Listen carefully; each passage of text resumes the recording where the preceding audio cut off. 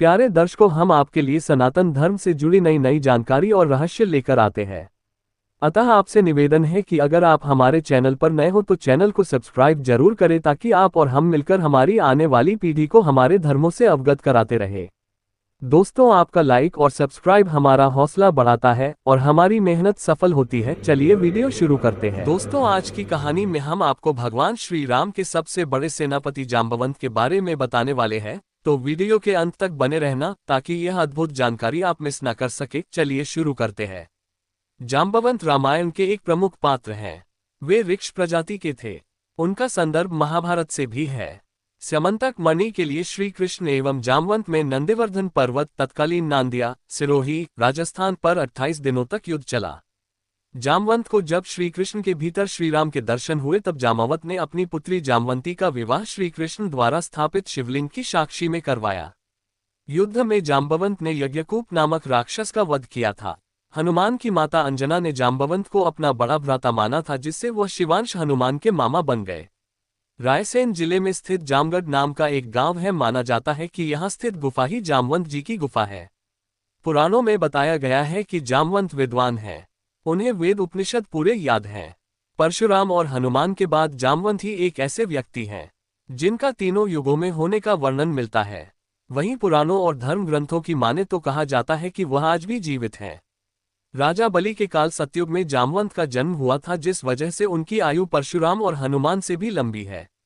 परशुराम से बड़े हैं जाम्बवंत और जाम्बवंत से बड़े हैं राजा बलि।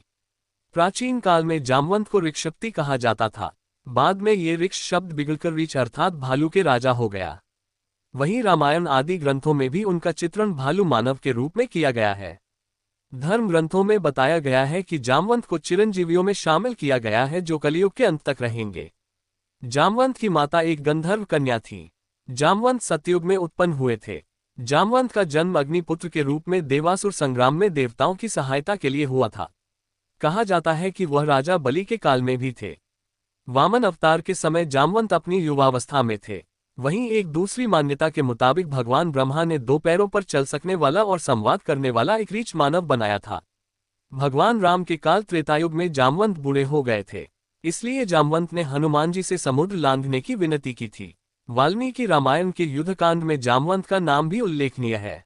इसमें वर्णन किया गया है कि रामायण काल में जाम्बवंत का एक विशेष काम हनुमान जी को उनका बल याद दिलाना था। कहा जाता है कि जाम्बवंत और कुंभकर्ण के आकार प्रकार में कुछ ही अंतर था। जाम्बवंत को अनुभवी और ज्ञानी माना जाता था।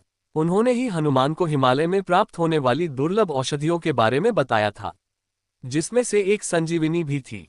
राम व रावण के युद्ध में जाम्बवंत रामसेना के सेनापति थे। कहा जाता है कि युद्ध समाप्ति के बाद जाम्बवंत में अहंकार आ गया था, जिस पर भगवान श्रीराम ने जाम्बवंत को अपना अगला रूप धारण करने तक तपस्या करने का आदेश दिया था। पौराणिक मान्यताओं के मुताबिक द्वापर युग में जाम्बवंत ने कोहिनूर हीरे को धारण किया। इस हीरे को तब स्यमंतक मणि कहा जाता था। इस मणि के लिए श्री कृष्ण को जाम्बवंत से युद्ध करना पड़ा था।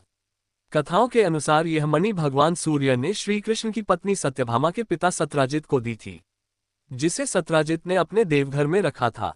वहां से उनका भाई मणि पहनकर शिकार के लिए चला गया। जंगल में शिकार के दौरान उसे और उसके घोड़े की मौत हो गई। जाम्बवंत ने वहां से मणि ले ली और अपनी गुफा में चले गए। जाम्बवंत ने उक्त मणि अपने पुत्र को खिलौने के रूप में दे दी। वहीं सत्राजित ने श्री कृष्ण पर मणि चोरी का आरोप लगा दिया। तब श्री कृष्ण को जाम्बवंत से मणि लेने के लिए युद्ध करना पड़ा।